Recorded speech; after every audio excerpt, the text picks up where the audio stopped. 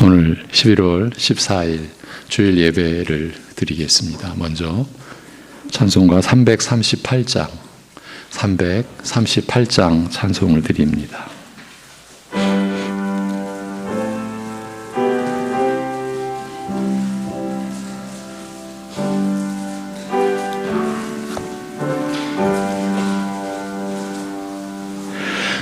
내 주를 가까이 하게 함은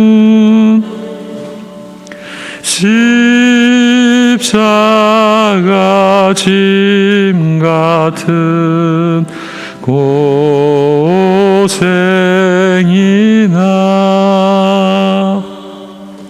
내 일생 소원은 늘 찬송하면서 주께로 나가기 원합니다.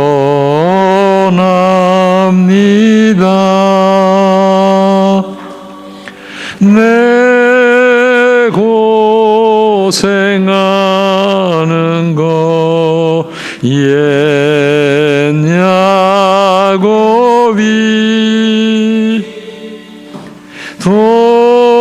돌베개 베고 잠갔습니다.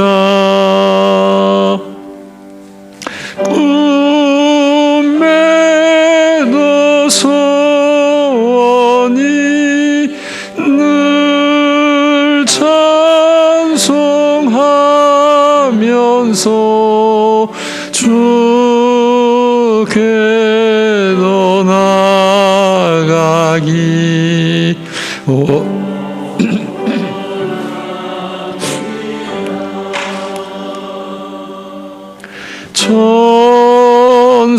천성에 가는 길 험하여도 생명길 되나니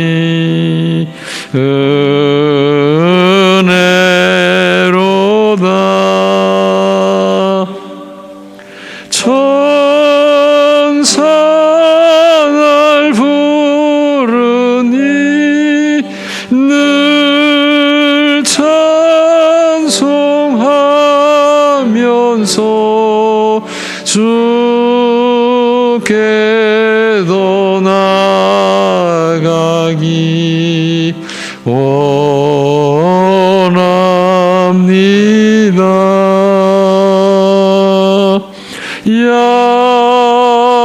야곱이 잠깨요 일어난 후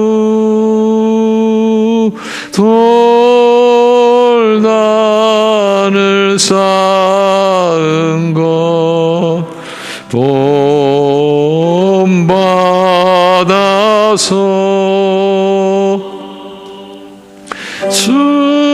숨질 때 되도록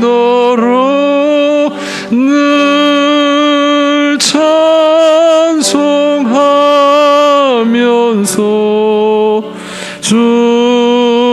주께로 나가기 원합니다.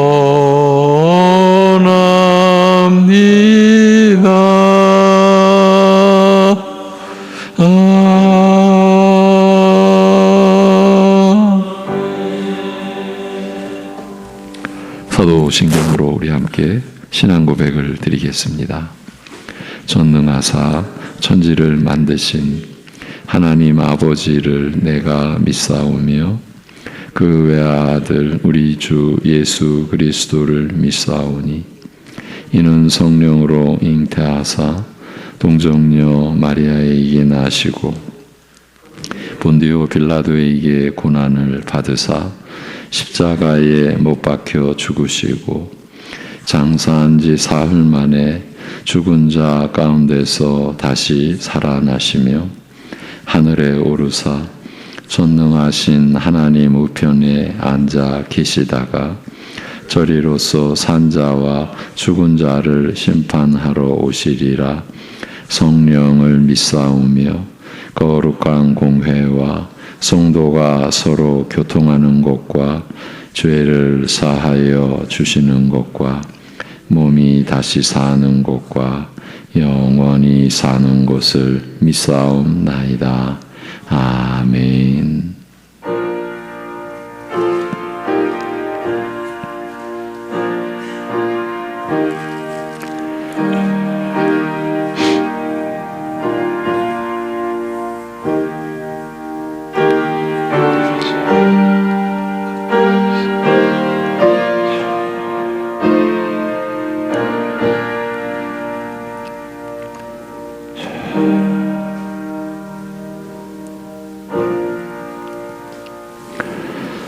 내가 여호와를 기다리고 기다렸더니 귀를 기울이사 나의 부르짖음을 들으셨도다.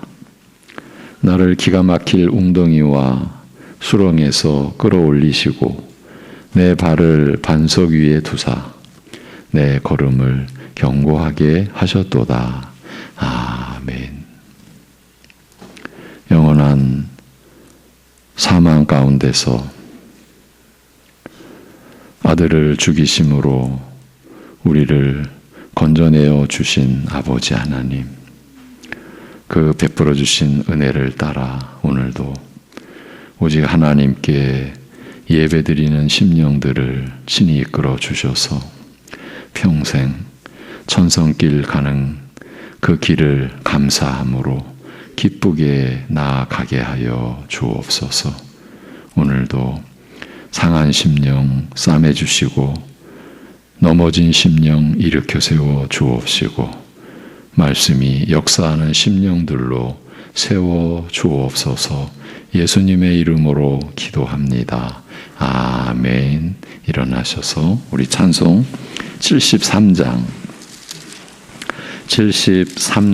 찬송을 드리겠습니다.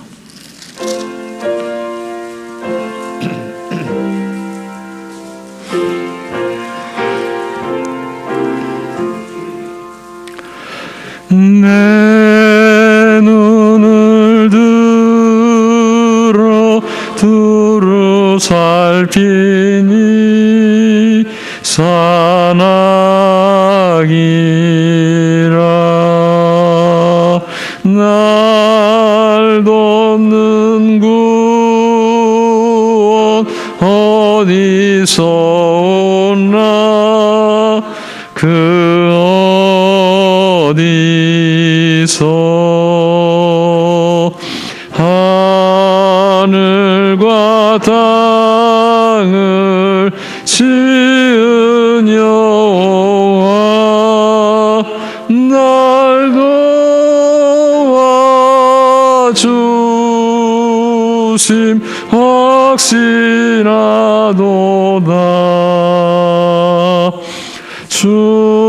주께서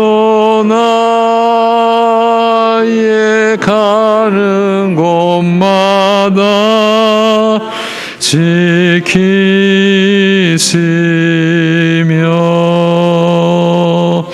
졸지도 않고 깨어 계셔서 늘 지키네.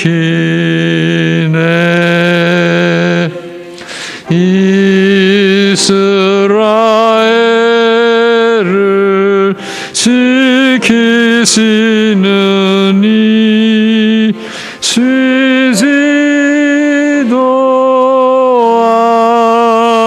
않고 살펴주시네. 여호와 나의 보호자시니 늘 지키며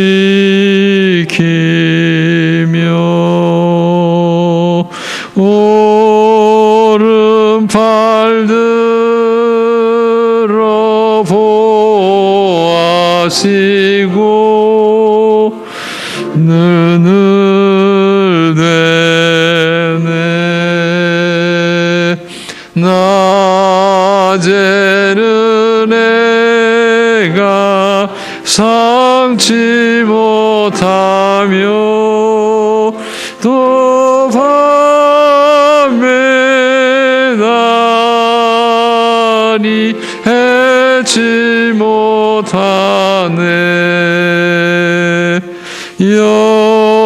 여호와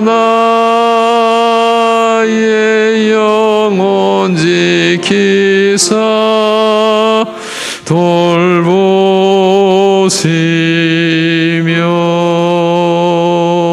내 모든 죄를 사해 주시고 늘 지키네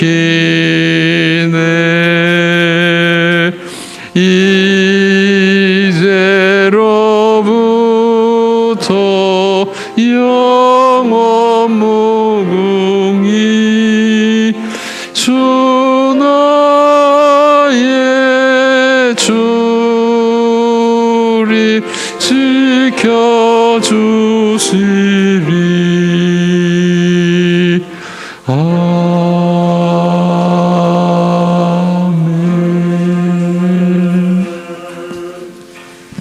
교동문 51번 시편 118편입니다. 51번 교동문입니다. 여호와께 감사하라. 그는 선하시며 그의 인자하심이 영원함이로다.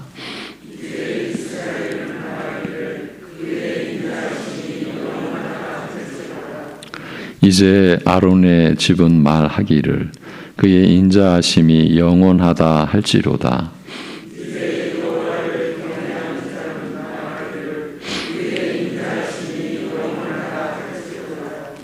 내가 고통 중에 여호와께 부르짖었더니 여호와께서 응답하시고 나를 넓은 곳에 세우셨도다.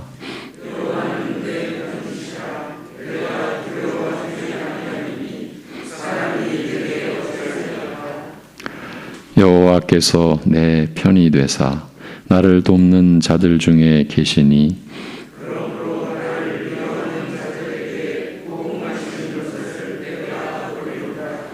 여호와께 피하는 것이 사람을 신뢰하는 것보다 나으며 여호와께 피하는 것이 고관들을 신뢰하는 것보다 낫도다.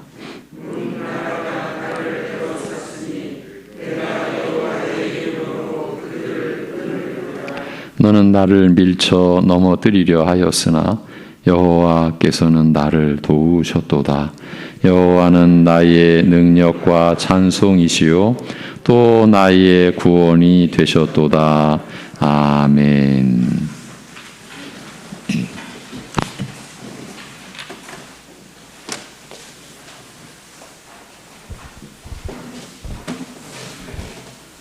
하나님 아버지, 주님의 자비하심으로 다 같이 모여서 주님 앞에 예배할 수 있게 허락하심에 감사합니다. 우리를 위하여 그리스도께서 죽으시고 부활하시고 그 근거로 성령께서 믿게 하시고 그리스도 안에 살게 하심에 감사합니다.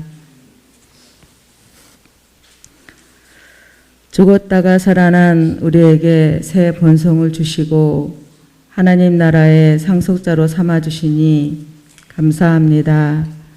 하나님 나라의 상속자답게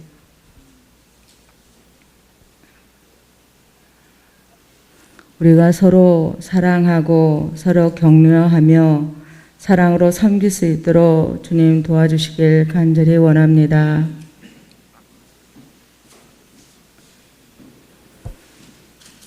예수님께서 섬김으로 저희들에게 본을 보여주셨지만 저희들은 그 모습을 따라가지를 못하고 늘 삶 속에서 여러 가지 분쟁과 시기로 주님 앞에 부끄러운 모습으로 있음을 고백합니다.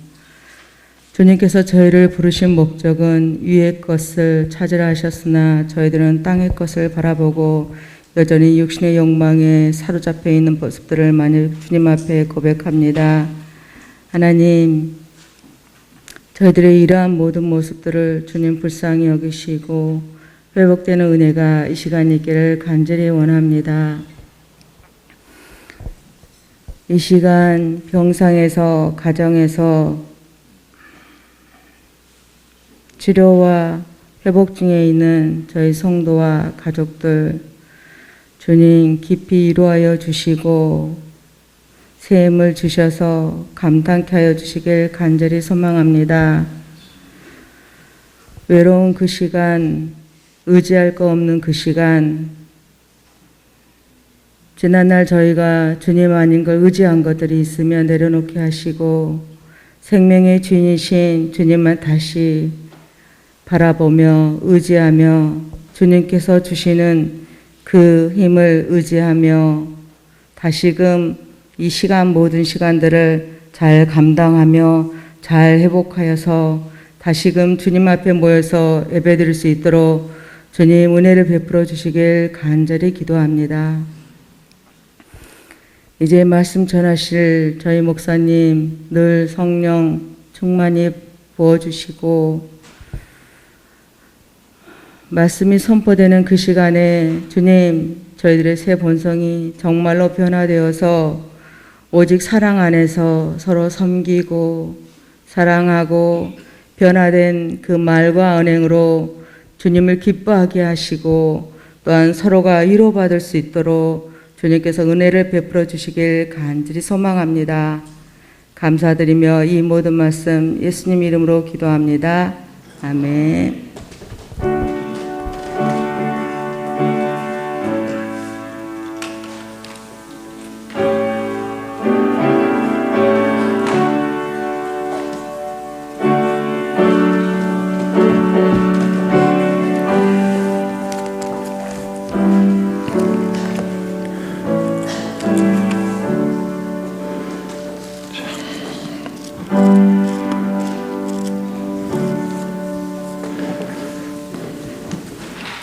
찬송가 216장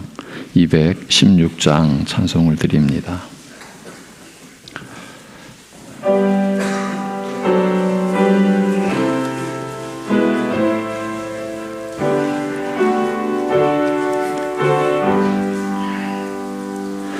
성자의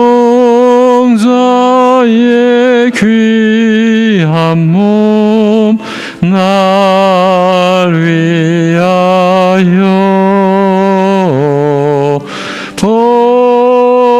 버리신 그 사랑 고마워라.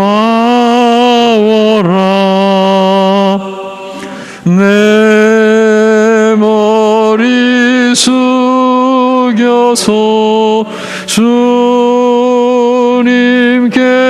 비는 말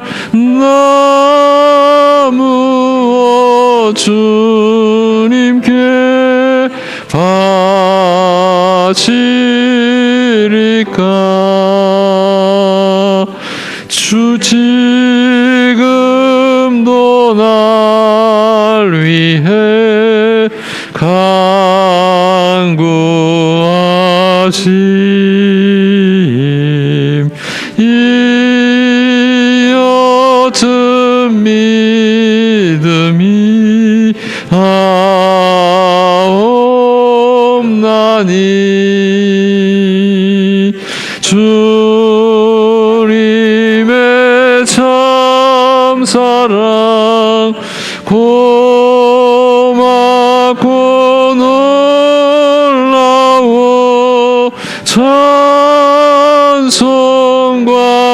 기도를 쉬지 않네. 주님의 십자가 나도 지고 신실한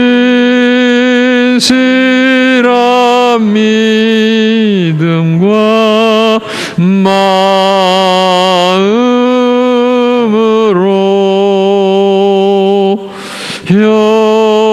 형제의 사랑과 친절한 위로를 네게나 베풀게 하옵소서. 만 가지 은혜를 받았으니 내 평생 슬프나 즐거우나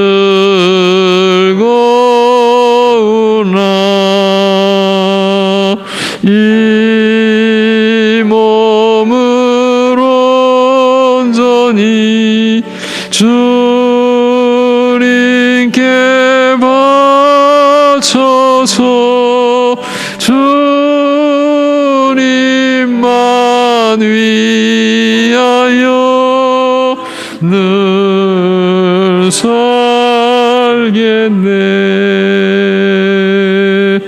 아멘.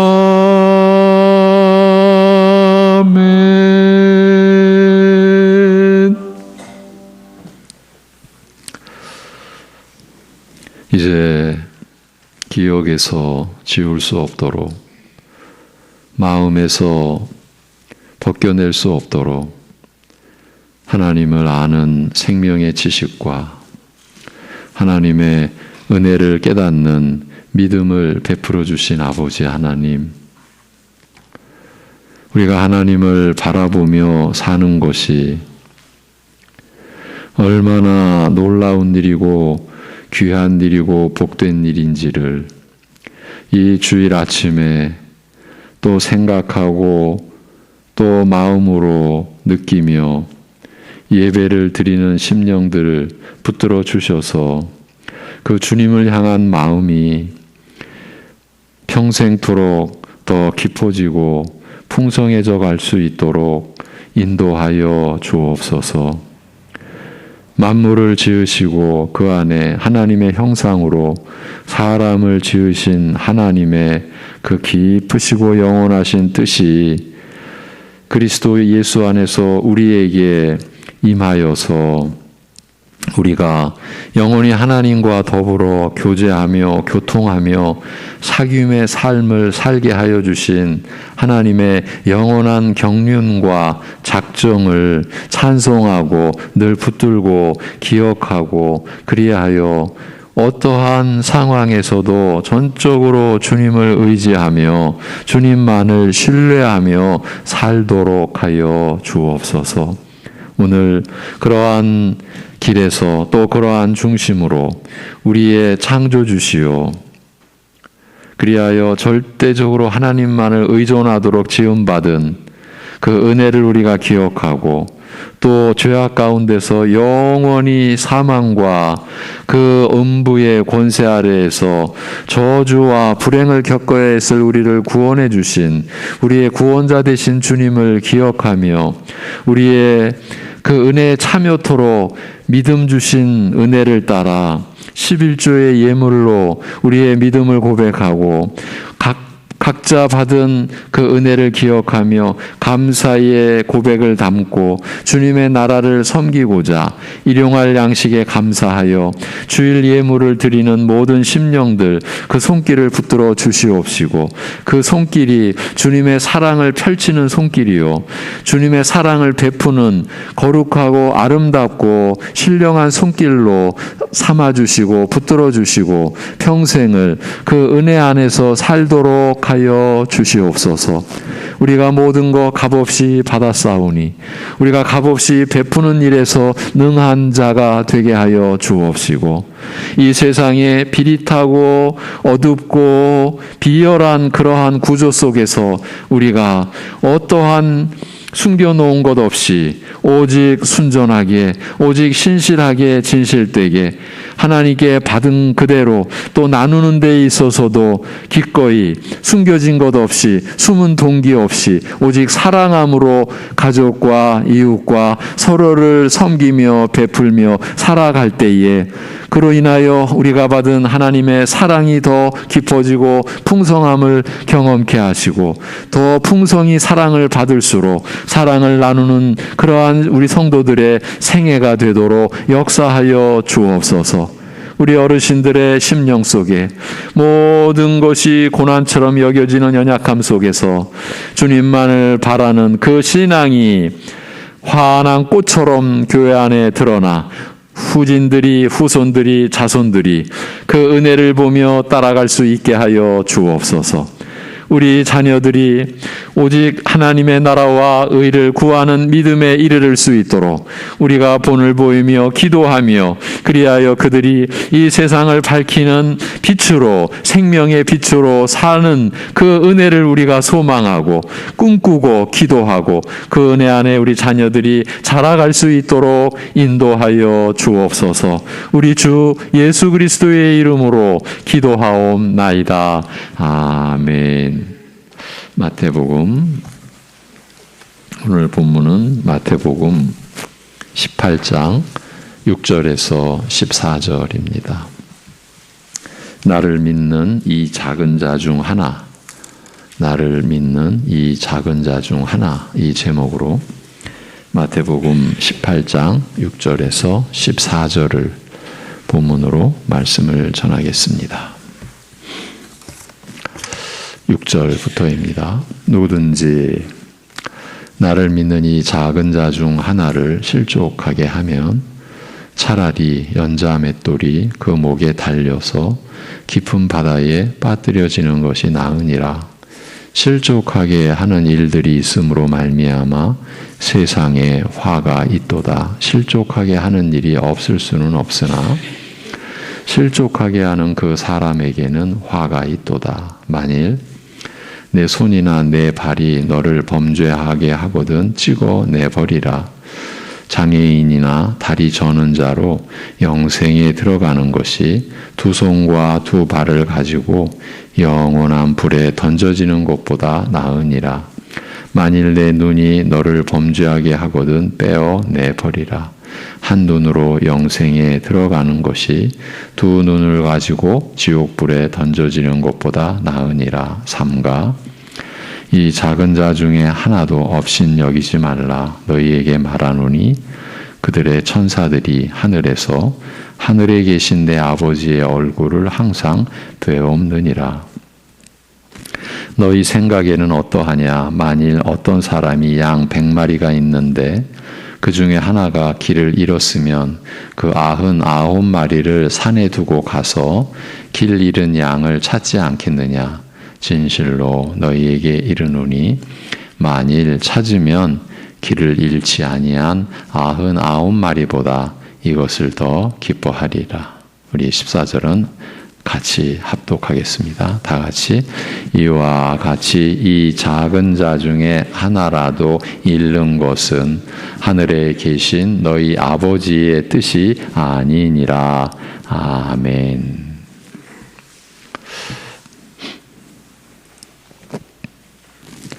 근본적으로 일어난 변화를 실감하며 살아가는 사람들이 있습니다. 이 사람들이 누구이겠습니까? 그들이 바로 예수 그리스도를 영접하고 믿고 의지하며 사는 사람들입니다. 바로 여러분들이십니다. 그래서 다시 여쭙겠습니다. 근본적으로 일어난 변화를 실감하며 사십니까? 지금 왜 우리 믿는 자들 안에 일어난 이 근본적인 변화를 거론하고 있는지 웬만큼 짐작하신 분들도 있으실 겁니다. 어떻게 아셨을까요? 물론 오늘 본문 때문이기도 하겠지만 이 구절과 관련된 그간의 말씀 때문이 아닐까 하는 생각도 듭니다. 그렇습니다. 누가 크냐는 이 주제 안에 함축되어 있는 내용들, 곧 이전에 몇 주에 걸쳐 살펴온 말씀들 때문입니다. 그야말로 근본적인 변화가 일어난 마음의 상태가 아니고서는 결코 받아들일 수 없는 진리의 내용들이었지 않습니까? 그래서 앞으로 몇 주 동안 마태복음 18장과 20장 안에 기록된 내용들을 살펴보려고 합니다. 이제 다음 주는 추수감사절이어서 예외로 하고요. 그러니까 한 주 건너뛰고 계속 아마 12월 마지막 주까지 연결되지 않을까 싶습니다. 그렇게 하고자 하는 분명한 이유가 있습니다. 왜냐하면 누가 크냐는 이 질문이 18장에서 제기되었는데 여기서 끝나지 않고 20장에서 누가 크냐는 주제가 또 드러났기 때문입니다. 그렇다면 그 사이의 말씀들이 이런 내용과 상관없이 그냥 기록되었을 리는 없지 않겠습니까? 그래서 이 말씀들을 보려는 것입니다. 다른 이유에서가 아니라 우리에게 일어난 근본적인 변화와 관련해서 이 말씀들을 보려는 것입니다. 하나님의 모든 말씀은 우리가 근본적인 변화를 겪은 상태에서야 받아들일 수 있고 믿을 수가 있게 됩니다. 그런데 누가 크냐라는 질문과 관련된 이 일련의 말씀들을 통해서 우리 자신에게 일어난 근본적인 변화를 확인할 수 있겠다는 생각을 갖게 되었습니다. 물론 은혜로 인한 것이지요. 바로 이 관점에서 누가 크냐라고 묻는 18장과 20장의 두 구절들 사이에 기록된 말씀들을 보면서 천국에서의 큰 자와 작은 자의 관점이 이 세상과 완전히 다를 수밖에 없는 근거와 그 이유를 확인하고자 하는 것입니다. 그래서 큰 자가 작은 자를 섬기는 천국의 본질을 다시 정립할 수 있는 기회를 놓치지 않고 붙잡으려는 것입니다. 먼저는 큰 자와 작은 자의 이 관계를 아직 이해하고 있지 못하는 분들을 위해서입니다. 즉 근본적인 변화를 아직 경험하지 못한 교우들 때문이기도 하다라는 것입니다. 왜냐하면 우리 모두가 반드시 그 근본적인 변화에 참여해야 하기 때문입니다. 그래서 그 변화가 어떻게 일어날 수 있을까? 그 변화가 일어난 상태는 어떤 모습일까? 이런 의문과 또 기대를 가지고 18장과 20장 사이에 기록된 말씀을 보고자 하는 것입니다. 앞에서도 언급했었지만 이런 근본적인 변화를 경험한 자가 아니면 안 되기 때문입니다. 지난주 말씀에서도 확인했던 것처럼 그렇지 않으면, 즉 어린아이들과 같이 되지 아니하면, 이것이 바로 근본적인 변화를 경험한 자의 모습이죠. 어린아이들과 같이 되지 아니하면 천국에 들어갈 수 없다라고 하셨기 때문입니다. 평생의 신앙생활이 무의미할 수도 있다라는 얘기입니다. 어린아이와 같이 되지 아니하면은요. 그런데 우리가 살펴볼 말씀의 분량이 너무 많습니다. 그래서 이번에는 대여섯 번에 걸쳐 대략적으로 보아가되 핵심과 요점을 짚어가는 방식으로 이 중간의 기록들 18장과 20장 이 여간에 기록된 내용들을 살펴가겠습니다. 오늘 그 첫 막을 엽니다. 그런데 보셨다시피 너무 강렬한 표현들이 등장합니다. 그로 인해서 뚜렷하게 요점이 드러나 있습니다. 누가 봐도 분명한 내용이 제시되어 있는 말씀입니다. 한마디로 작은 자 하나를 실족해 하지 말라는 것입니다. 예수님의 말씀을 들어보십시오. 누구든지 나를 믿는 이 작은 자 중 하나를 실족하게 하면 차라리 연자 맷돌이 그 목에 달려서 깊은 바다에 빠뜨려지는 것이 나으니라. 나를 믿는 자 중 작은 자 하나를 실족하게 하려면은 그보다 나귀가 돌리는 방앗간에 연자 맷돌을 목에 맨 채 바다에 빠뜨려지는 것이 더 나은 일이라고 하신 말씀입니다. 이 두 가지 내용이 비교되고 있습니다. 그런데 우리의 입장에서 볼 때에 비교가 될 수 있는 내용들일까요? 누군가를 실족시키는 것과 연자 맷돌을 맨 채로 깊은 바다에 빠뜨려지는 것, 이 두 일을 같이 세워놓고 대조시킬 수가 있겠냐는 겁니다. 무슨 얘기를 하려는 걸까요? 한 사람을 실족시키는 일을 그리 대수롭지 않게 여기는 풍토 속에서 이런 대조를 실감할 수 있겠냐는 겁니다. 먼저 이런 사실을 지적하지 않으면 안 되는 우리의 현실, 우리의 이 상태를 간과한다면 오늘 말씀은 우리에게 별 의미 없는 그저 잔소리 정도로 들리고 말 것입니다. 우리의 상태가 그만큼 어둡다는 뜻입니다. 그 어둠이 깊어서 분간을 못한 채로 있는 겁니다. 누군가를 실족시키는 것이 얼마나 두려운 일인지를 모른다는 말입니다. 예수님께서 이와 관련하여 직접 하신 말씀을 찬찬히 들여다보십시오. 같이 예수님을 믿는 자 중 작은 자 한 사람을 실족시키기보다는 연자 맷돌을 맨 채로 깊은 바다에 빠뜨려지는 것이 낫다라고 하시지 않습니까? 그런 상태로 바다에 빠뜨려지는 것보다 믿는 자 한 사람을, 그것도 작은 자 한 사람을 실족시키는 일이 더 두렵고 떨리는 일이라고 하신 것입니다. 그러면 우리 자신을 향해서 이렇게 물어야 할 것입니다. 주님의 말씀이 믿어지느냐고요. 평소에 우리 같으면 말이 안 되는 얘기라고 해야 하지 않겠습니까? 어떻게 그 두 가지를 비교할 수 있느냐는 거죠. 다시 확인해 드리지만 이 내용은 사람이 지어낸 이야기가 아닙니다. 우리 주 예수 그리스도께서 친히 하신 말씀입니다. 그렇기 때문에 우리의 입장에서 이상한데? 이게 말이 되나? 이런 식의 의문이 들면 우리는 멈춰 서야 하는 것입니다. 우리에게는 말이 안 되는 것 같은 것을 주님께서 말씀하셨으니까요. 그렇다면 우리에게 문제가 있는 것이지 않습니까? 주님이 틀렸을 리는 만무하니까요. 그래서 멈춰 서서 우리 자신을 돌아보지 않을 수가 없는 겁니다. 6절에 이런 대조가 가능한 이유는 이미 앞에 5절에서 드러나 있었습니다. 5절. 누구든지 내 이름으로 이런 어린아이 하나를 영접하면 곧 나를 영접함이니라고 하셨습니다. 예수님께서 어린아이 하나와 자신을 동일치 하신 말씀입니다.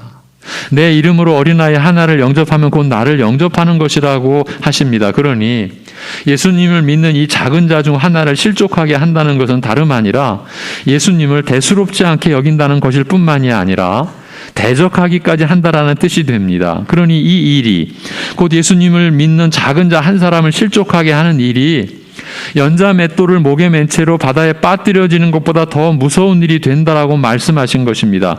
좀 더 넓게 보면 지금 예수님께서는 천국이 어떤 곳인지를, 이 땅에 세워지는 하나님 나라인 교회가 어떤 곳, 어떤 나라인지를 제시하고 계시는 것입니다.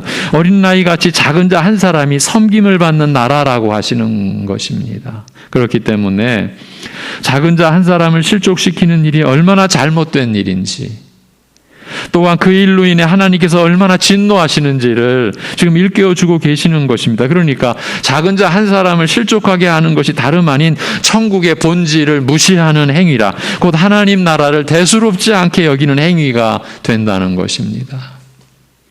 그 나라의 왕을 가볍게 여기는 것이니까요.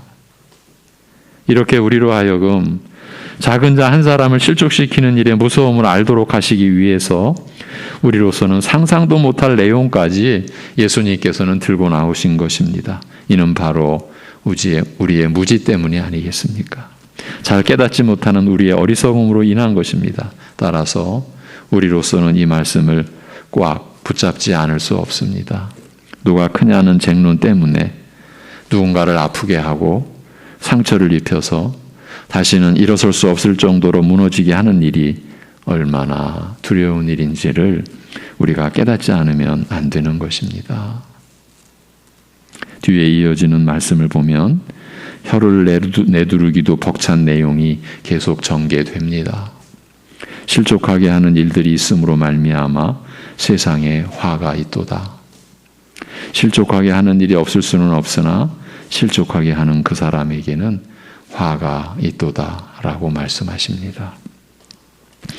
이 세상에 그토록 고통이 많은 이유가 또 밝혀지는 구절이기도 합니다. 실족하게 하는 일들이 있음으로 말미암아 세상에 화가 있다고 하시지 않습니까?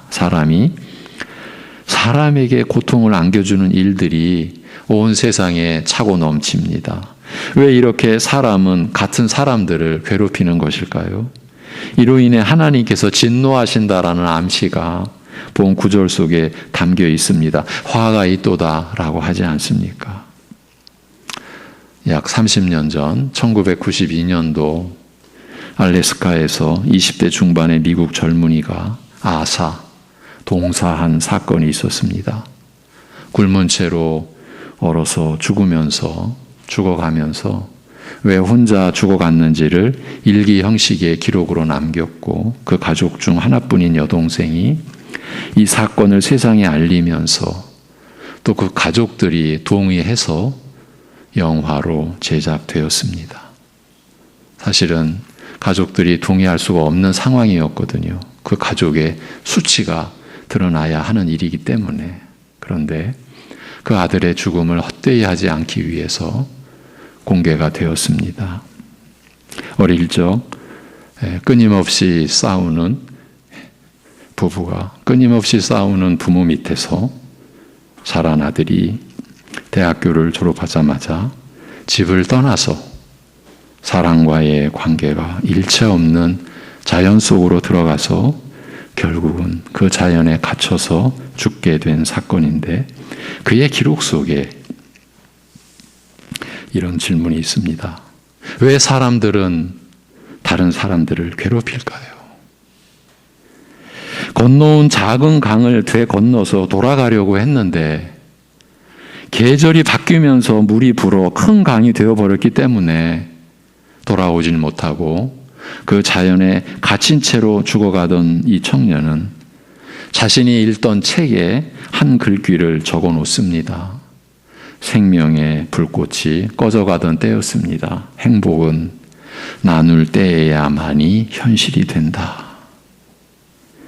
그리고 나무판의 조각으로 이 세상에 마지막 말을 남깁니다. 나는 행복한 삶을 살았습니다. 주님께 감사드립니다. 하나님께서 여러분을 축복해 주시기를 기원합니다. 이런 말을 남겼습니다. 그는 과연 행복했을까요? 그런데 집을 떠난 지 2년이 채 안 되는 동안 알래스카로 가기 위한 경비를 마련하느라 알바 형식으로 일하며 만난 사람들, 그리고 길 위에서 만난 사람들이 그에게 인생의 행복을 느끼게 해주었던 것 같습니다. 그 짧은 만남 속에서도 그를 양자로 삼으려 했던 한 할아버지, 음주운전자에 의해 아내와 아들을 잃고 평생을 일했던 군대를 떠나 홀로 살던 할아버지는 그에게 용서가 사랑이라는 가르침을 줍니다. 그의 기록 속 증언입니다. 오늘 본문의 말씀을 준비하던 기간 중에 우연찮게 본 얘기입니다. 말씀과 관련된 내용이었으니 그랬겠지만 그가 함께 일하던 사람들에게 이렇게 질문한 것이 긴 여운으로 남아 있습니다. 사람은 왜 다른 사람을 괴롭힐까요? 그 함께 일하던 그리고 그를 도와주던 한 분이 묻습니다. 너에게는 뭐가 그렇게 의문이냐? 뭘 너는 관심 갖고 있느냐? 그 질문에 이렇게 답한 겁니다. 사람은 왜 다른 사람을 괴롭힐까요? 우리는 왜 다른 사람들을 괴롭히며 사는 것일까요? 그러면 이제 실족하게 하다라는 말의 뜻을 살펴보기로 하겠습니다. 이 동사는 함정, 걸림돌을 나타내는 말에서 유래되었으며 덫을 놓다는 의미를 나타내는 말입니다. 이 말은 아무리 좋게 보려고 해도 좋게 볼 수 없는 말입니다. 이 말이 신약 성경에서는 죄로 끌어들이다, 범죄하게 하다라는 뜻으로 쓰입니다. 또한 성나게 하다, 불쾌하게 하다, 불화 내지 분쟁을 일으키다라는 뜻으로도 쓰입니다. 이 동사가 수동태로도 많이 쓰이는데 이때는 실족하다, 범죄하다, 넘어지다를 뜻합니다. 그리고 믿음에 이르지 못하다, 믿음을 저버리다, 떨어져 가다, 변절하다, 배신하다 이런 의미를 나타냅니다. 종합적으로 보면 이 말은 누군가를 믿음으로부터 떨어져 가게 만들다 혹은 믿음을 거부하게 만든다는 뜻입니다. 이 얼마나 무서운 내용을 담고 있는 말입니까? 그러니까 실족하게 한다라는 것은 누군가를 예수님에게서 끊어지도록 한다라는 뜻입니다. 지옥에 가도록 한다라는 말과도 같습니다. 의미상으로는. 이렇게 보니까 연자맷돌이 목에 달려서 깊은 바다에 빠뜨려지는 것으로도 부족한 것 같이 느껴지기도 합니다. 어찌 보면 예수님께서 비유로 드신 것이 우리가 빠져들 수 있는 깊은 두려움을 감안한 설명같이 느껴지기까지 하는 겁니다. 그러니까 우리의 형편을 감안하셔서 강도를 낮추신 것이 아닌가 하는 생각이 든다는 말입니다. 그만큼 실족하게 하는 일이 우리에게 있어서는 안 될 일이라는 점을 강조하신 것입니다. 다시 말씀드리지만 예수님께서 이토록 강하게 말씀하셨는데 우리는 어떤 강도로 이 말씀을 받아들이고 있을까요? 그런데 더욱 중요한 것은 예수님께서 그 대상을 나를 믿는 이 작은 자 중 하나라고 하신 말씀에 있다고 여겨집니다. 예수를 믿는 그것도 작은 자 중 한 사람입니다. 이들이 누굽니까? 여러분 각자 생각해 보시기를 바랍니다. 이 일련의 말씀들을 나누어 가면서 우리 각자 스스로 이 작은 자가 누군가에 대해서 정의를 내릴 수 있기를 바랍니다. 다시 이어가서 그러면 이들을 누가 신경 쓰겠습니까? 이 작은 자 하나를 누가 알아봐 주겠습니까? 누가 인정해 주겠냐는 말입니다. 어쩌면 그런 사람이 가치 있는 그 자체조차도 모르지 않을까 싶기도 합니다. 그런데 예수님께서는 이들을 실족하게 하는 일이 일어난다라고 말씀하십니다. 실족하게 하는 일이 없을 수는 없으나 실족하게 하는 그 사람에게는 화가 있도다라고 하셨습니다. 먼저 실족하게 하는 일이 없을 수 없다는 우리의 현실을 지적하셨습니다. 그런데 지금 예수님께서는 그 대상에 초점을 맞추고 계시는 겁니다. 나를 믿는 이 작은 자 하나에 그 초점이 모아져 있습니다. 그러면 예수님을 믿는 이 작은 자 한 사람을 실족하게 하는 일은 어떤 형태로 나타날까요?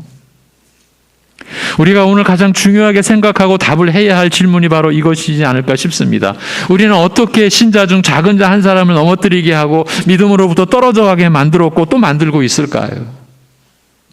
이 질문에 대한 답을 본문이 속한 18장의 첫 절이 암시를 해주고 있다라고 보여집니다. 그때의 제자들이 예수께 나와 이르되 천국에서는 누가 크니이까라고 하면서 우리가 보고 있는 예수님의 말씀이 이어졌지 않습니까? 오늘 우리가 보는 내용은 제자들의 이 질문에 대하여 대답하신 예수님의 말씀입니다. 그렇다면 믿는 자 중 작은 자 한 사람을 실족하게 하는 일도 이 질문과 관련된 상황에서 벌어지는 것이라고 보아야 합니다. 그럼 이렇게 생각해도 될까요? 그러니까 누가 크냐는 질문 자체가 성립이 안 된다면 작은 자 한 사람이 실족해 되는 일도 없어지리라는 이런 생각 말입니다. 분명히 본문은 이 생각을 받쳐주는 듯 보입니다. 다시 돌아가서 그렇다면 천국에서는 누가 큽니까? 라고 묻는 상황에서 작은 자 한 사람이 실족해 되는 일이 어떤 형태로 드러나겠습니까? 그야말로 작은 자이기 때문인 것이지요.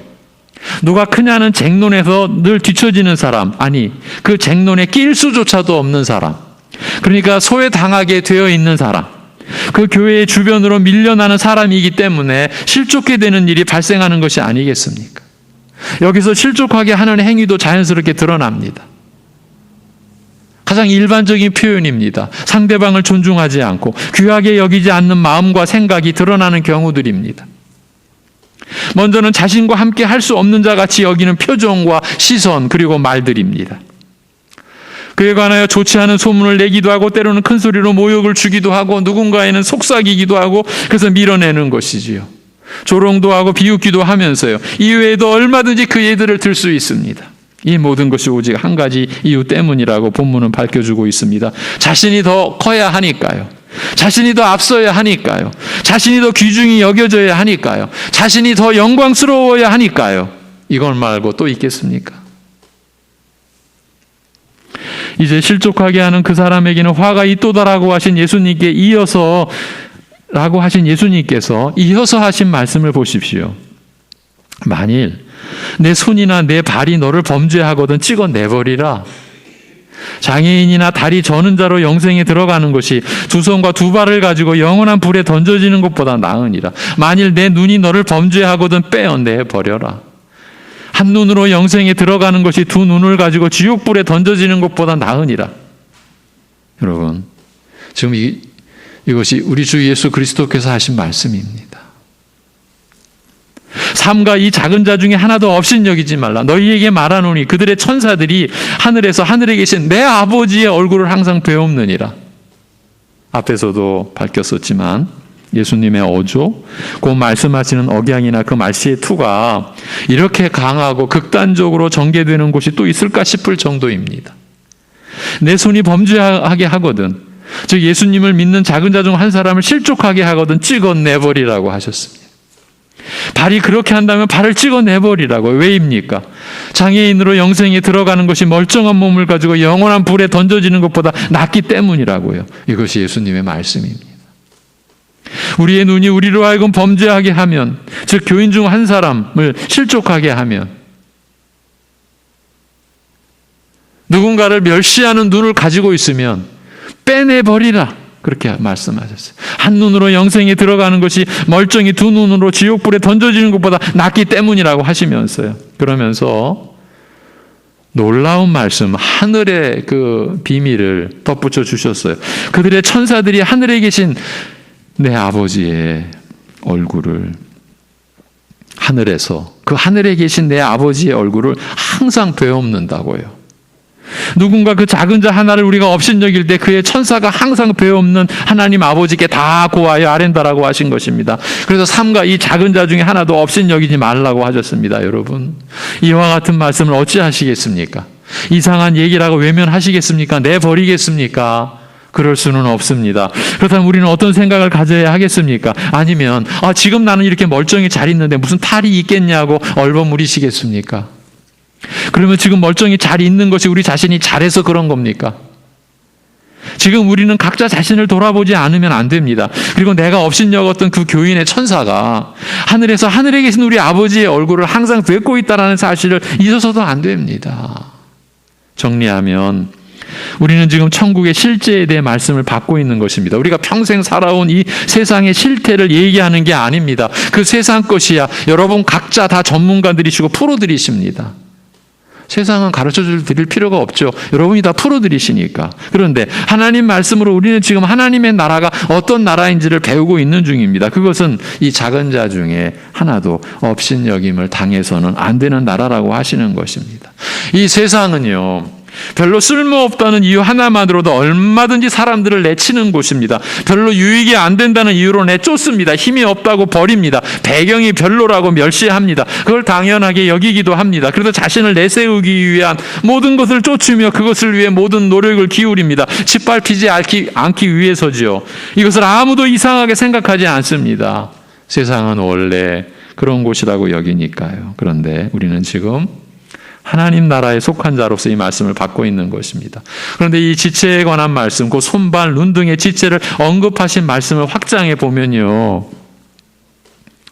머리이신 예수 그리스도의 몸이 된 교회를 떠올리지 않을 수가 없습니다. 이렇게 보면 이 말씀은 더 심각성을 띠고 우리에게 다가옵니다. 어쩌면 이 말씀을 그 교회에 관한 말씀을 하시려고 한 것이 아닐까 싶기도 합니다. 우리는 다 함께 그리스도 한 분에게 속한 지체로서 서로 연결되어 한 몸으로 살아가고 있습니다. 이렇게 영적으로 긴밀하게 연합하여 하나가 된 만큼 한 지체가 병들거나 썩어가면 몸 전체에 영향을 주게 됩니다. 여기서 오늘 말씀을 가져와 적용하면 한 지체가 다른 지체들을 실족해 하여 망하게 하는 경우를 가리킵니다. 이럴 경우 그 형제가 비록 교회에서 팔다리와 같이 기묘한 자라 할지라도, 그가 없으면 아무 일도 할 수 없다라고 할 만한 자라 할지라도 지체를 잘라 내버리듯 그렇게 해야 한다고 말씀하시는 것입니다. 차라리 한 손이나 한 다리가 없는 불구자가 된다 하여도, 한 눈이 없어서 불편하기가 이루 말할 수 없는 처지가 된다 하여도 온몸이, 교회 전체가 그 악한 지체의 영향을 받아 무너지고 망하는 것보다는 낫다는 그 뜻입니다. 실족의 죄가 무서운 것은 이처럼 자기 혼자만 망하는 것이 아니라 애매한 다른 사람들, 특히 연약한 자들을 시험하여 모두 다 함께 무너지고 망하게 하기 때문입니다. 교회가 죄를 방치할 수 없는 것은 죄라고 하는 것이 가만히 저 혼자 그대로 있는 것이 아니라 적극적으로 다른 사람들에게 영향을 주어서 온 교회를 더럽히기 때문입니다. 물론 범죄하는 자는 무조건 교회에서 끊어내라는 그 뜻은 아닙니다. 범죄한 자를 향한 변함없는 관심과 사랑, 저들을 권면하여 돌이켜야 할 의무에 대해서 본문 이후에 계속 가르치고 계시기 때문입니다. 다만 여기에서는 실족하게 하는 일이 얼마나 심각하며 무서운 죄이며 그것이 초래하는 불행이 얼마나 비참한 것인지 분명히 알리고자 하시는 것입니다. 다시 짚어드립니다. 삼가 이 작은 자 중에 하나도 업신여기지 말라. 너희에게 말하노니 그들의 천사들이 하늘에서 하늘에 계신 내 아버지의 얼굴을 항상 배옵느니라고 하신 말씀을 꼭 기억하고 계십시오. 작고 하찮은 자를 하나님께서는 외면하지 않으시고 오히려 귀중하게 여기서 하늘의 천사를 보내어 저들을 보호하시며 돌보신다라고 하신 말씀입니다. 사람 보기에 무가치하고 하찮은 소자들의 사정을 천사가 하나님을 뵙고서 일일이 아른다라고 하셨습니다. 따라서 작은 소자를 멸시하고 외면한다면 이것은 곧 하나님께서 이처럼 귀중히 여기사 돌보시는 자를 외면하는 것이요. 끝내는 그 작은 자를 귀하게 여기시는 하나님을 무시하는 것이 될 수밖에 없는 것입니다. 더욱이 만일 이런 소자를 실족해 하면 하나님께서 귀중히 여기시고 돌보시는 자를 망하게 하는 일이니 그 책임이 얼마나 중할 것인지는 말할 필요가 없을 것입니다. 그런 뒤에 예수님의 말씀은 이렇게 이어집니다. 오늘 말씀의 주제와 관련하여 또 다른 양상이 펼쳐집니다. 너희 생각에는 어떠하냐? 만일 어떤 사람이 양 100마리가 있는데 그 중에 하나가 길을 잃었으면 그 99마리를 산에 두고 가서 길 잃은 양을 찾지 않겠느냐. 진실로 너희에게 이르노니 만일 찾으면 길을 잃지 아니한 99마리보다 이것을 더 기뻐하리라. 이와 같이 이 작은 자 중에 하나라도 잃는 것은 하늘에 계신 너희 아버지의 뜻이 아니니라. 예수님께서 하늘에 계신 아버지, 우리 아버지의 뜻을 드러내어 주신 말씀입니다. 단적으로 표현하자면 하나님의 마음을 비춰주신 것입니다. 지금까지의 말씀을 염두에 두고 이 구절의 말씀을 보십시오. 길을 잃은 한 마리 양이 누구겠습니까? 여러분, 누구겠습니까? 결국 지금 작은 자 하나, 나를 믿는 이 작은 자 중 하나가 누구이겠습니까? 제가 이 일련의 말씀들을 보아가면서 우리는 이 작은 자가 누구냐라는 정리를 해야 한다라고 말씀을 드렸는데 벌써 여기서 우리에게 다가옵니다. 누구겠습니까? 앞에서 나를 믿는 이 작은 자 중에 하나라고 하셨던 바로 그 사람, 그 신자인 거예요. 길 잃은 그 한 마리 양. 예. 그런데 그 작은 자 하나가 길을 잃기까지 한 것입니다. 연약함에다가 이제 허물까지 입혀진 처지가 되었습니다. 이때 어떻게 하라고 하시는 것입니까?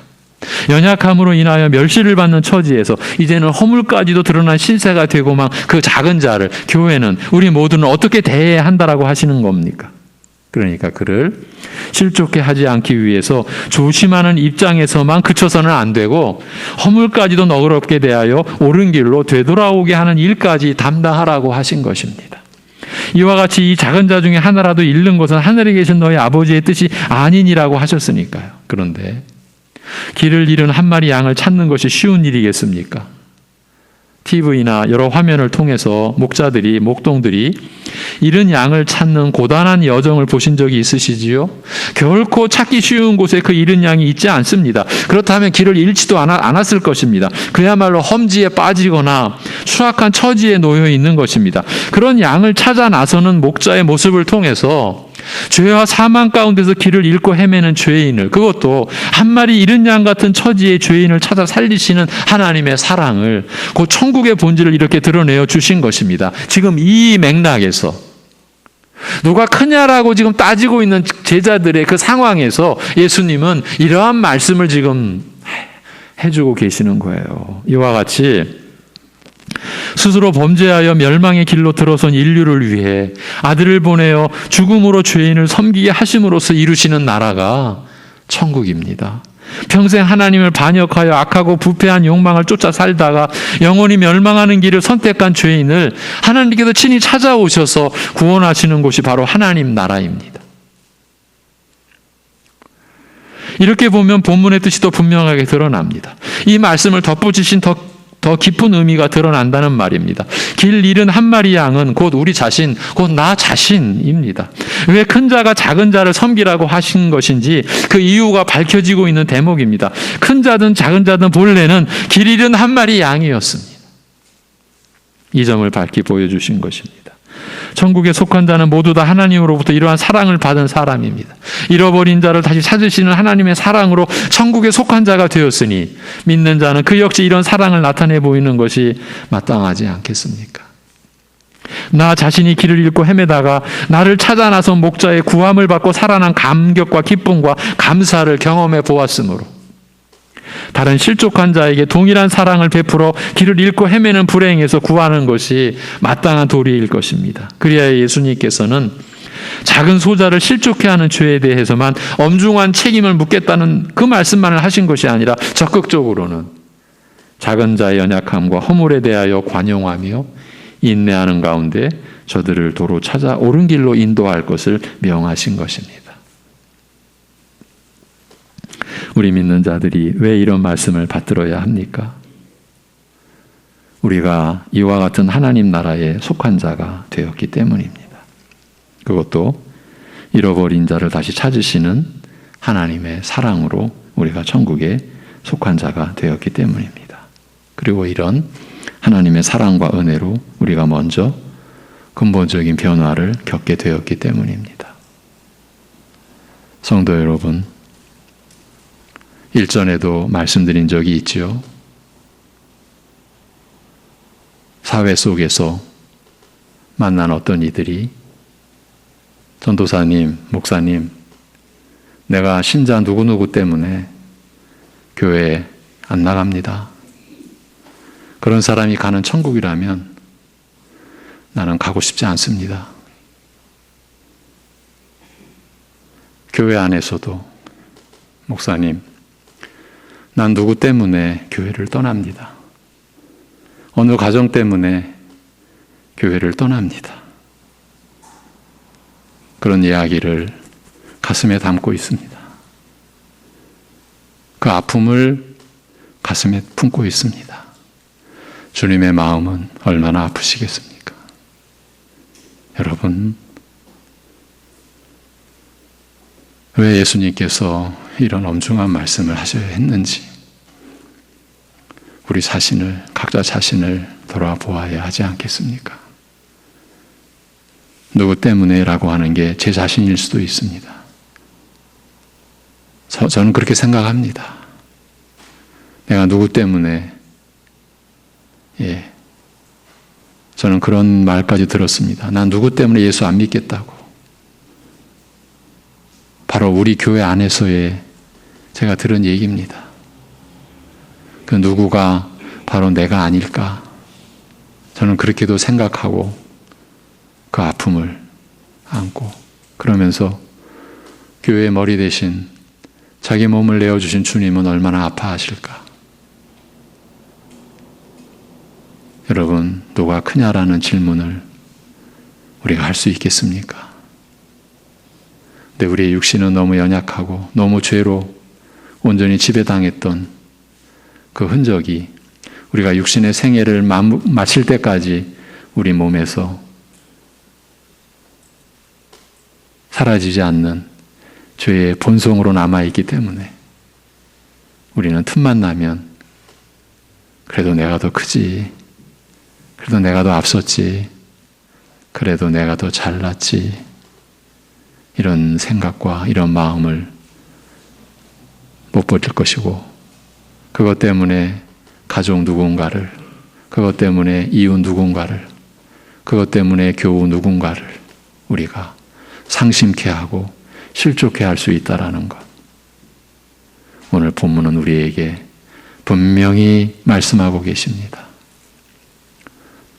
그 일이 얼마나 무서운 일인지를, 하나님이 얼마나 진노하시는 일인지를, 그러면서 작은 자 하나라도 업신여기지 말라. 하나님 아버지,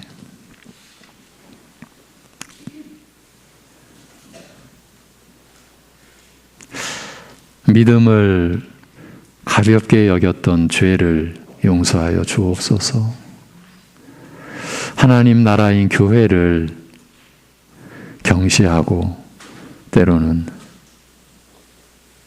하찮은 것 같이 말하고 여겼던 우리의 죄악을 용서하여 주옵소서. 하나님의 우리를 향하신 열심과 사랑을 대수롭지 않은 것처럼 여길 수 있었던 우리의 악한 마음, 그런 우리를 하나님께서 돌아보아 주셨고 우리를 품어주신 그 하나님의 그 선하심과 인자하심 안에서 우리 자신을 똑바로 돌아보게 하여 주옵시고 우리가 회개케 하여 주옵시고 그 죄를 주님 앞에 자복하며 다시 일으켜 세워주시는 하나님의 손길에 우리 자신을 맡기고 우리를 믿음에 굳게 하시는, 강건케 하시는 하나님의 은혜에 우리 자신을 내어 맡길 수 있게 하여 주옵소서. 우리가 산 것처럼, 우리가 믿음을 가진 것처럼, 우리가 마치 교회에 뭔가를 이루어낸 것처럼 혹여나 여겨왔던, 또 마음에 지니고 왔었던 그 거짓 것들을 우리가 주님 앞에서 깨닫고 발견하고 이제 내려놓고 버리고 회개하고, 그래서 우리가 주님만을 바라고 주님만을 의지하며 주님께로 가게 하여 주옵소서. 그러한 하나님의 인도하심 안에서 우리 사랑하는 성도들, 지금 가정에서, 그리고 지금 살아가는 그 일상, 그 일터, 그 모든 관계 속에서 하나님이 나를 얼마나 귀한 존재로, 얼마나 사랑하는 존재로, 얼마나 참 우리를 기뻐하시는지를 다시금 깨닫고 하나님의 그 사랑 안에서, 은혜 안에서 우리가 살아가는 일이 그러기에 얼마나 뜻깊고 귀한 일인 줄로 알고 매일의 일을 감사함으로 성실하게, 그리고 그 어떻게 보면 너무 평범한 그 일을 통해서 하나님의 뜻을 지금 하나님이 이루어 계시고 하나님의 나라를 세워가시는 그 일에 우리 사랑하는 성도들 하나님의 지혜와 하나님의 능력으로 쓰임받고 있다라는 믿음을 갖게 하여 주시옵소서. 그 속에서 혹여라도 작은 자 한 사람을 멸시하거나 그를 실족해 하는 일을 삼가 주의를 기울여 조심하며 오히려 더 연약하고 더 힘없는 자에게 힘을 나눠주고 마음을 나눠주고, 그것이 그저 주님이 나를 사랑하신 그 은혜에 참여하는 것이기에 기쁘고 감사함으로 그러한 일을 수행하는 사랑하는 우리 성도들의 하루하루 되게 하여 주옵소서. 연약하고 힘든 가운데 고통 중에 있는 우리 가족들, 그 기가 막힐 웅덩이와 수렁에서 이미 우리 주님이 건져내어 주신 그 은혜를 기억하고 온전히 지켜주시고 늘 함께 하시는 주님께 모든 것을 맡기는 믿음으로 극복해가고 이겨내 갈 수 있도록 역사하여 주옵소서. 우리를 강건케 하시는 주 예수 그리스도의 이름으로 기도하옵나이다. 아멘. 찬송 459장입니다. 459장 찬송입니다.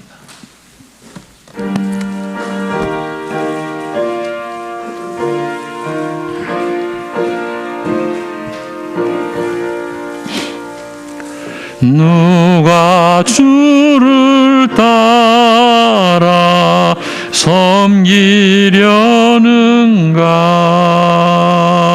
누가 죄를 떠나 주만 따를까?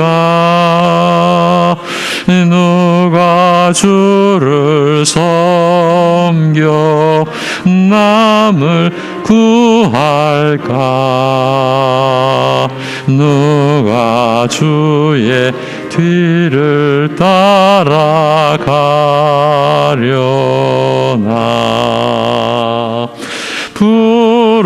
부르심을 받아 주의 은혜로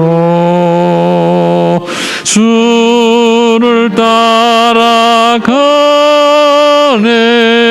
주만 따르네.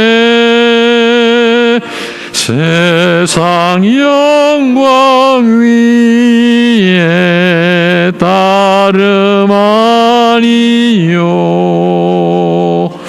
그 신 사랑이네. 주만 따르고 주가 내려주신 은혜 힘입어 변함없 따라 임서이라네.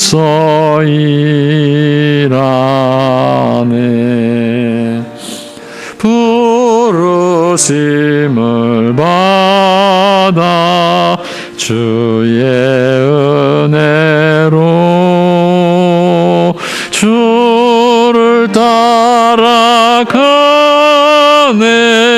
주만 따르네.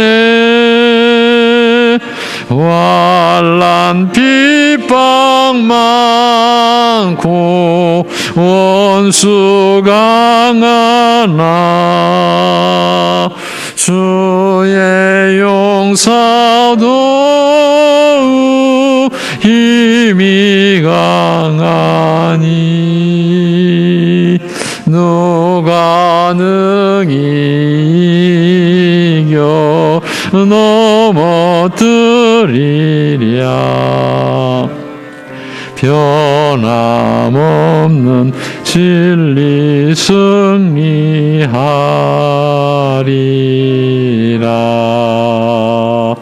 기쁜 찬송하며 주의 은혜로 주를 따라가네. 주만 따르네.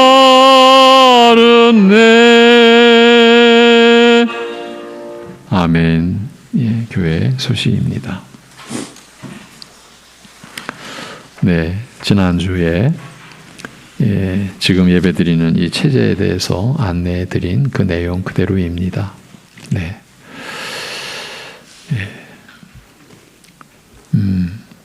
맨 밑에 다음 주일 예배 말씀 안내 있죠.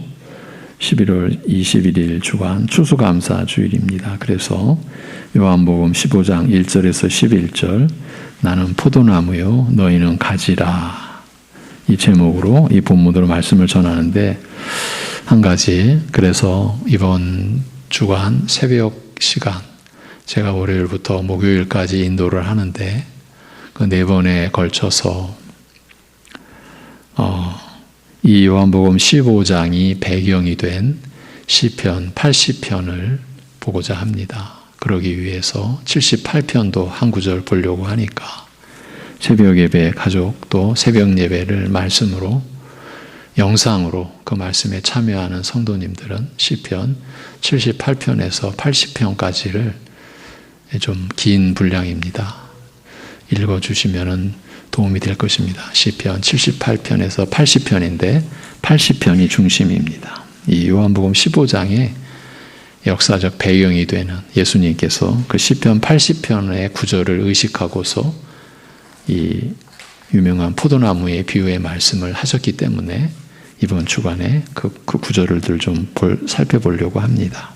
네, 뒷장 넘기시면 이번 주는 이주상 선교사, 지금 국내로 다시 들어와서 다시 신학 훈련을 받고 있습니다. 진리 안에서 사랑의 역사하는 교회와 가정을 위해 하나님의 사랑 안에서 우리 민족과 나라가 지켜지기를 위해 기도 바라고요. 영육간에 연약한 우리 가족, 지체, 교우들을 우리 기관별로 또 구역별로 또 전체적으로 기억하고 늘 기도해 주시기를 바랍니다. 다음 주일은 추수감사 주일입니다. 부득이 올해는 성례를 거행할 수 없음을 깊이 양해 바라며 그럼에도 올 한 해의 추수와 영원한 천국의 알곡으로 거두신 우리의 믿음을 보존해 주시고 부족하나마 자라게 해주신 은혜에 충심으로 감사드리며 기쁨의 예배를 드릴 수 있기를 바랍니다. 학습 세례, 입교, 유아 세례 신청을 받고 있습니다. 경기선호전도연합회 실행위원회가 15일 내일 오전 11시 중동교회당에서 열립니다. 우리 주보 앞면에 잠언 21장 2절 4절 함께 읽고 제가 축도함으로 예배를 마칩니다. 잠언 21장 2절에서 4절 다 같이 사람의 행위가 자기 보기에는 모두 정직하여도 여호와는 마음을 감찰하시느니라. 눈이 높은 것과 마음이 교만한 것과 악인이 형통한 것은 다 죄니라. 아멘. 축도하겠습니다.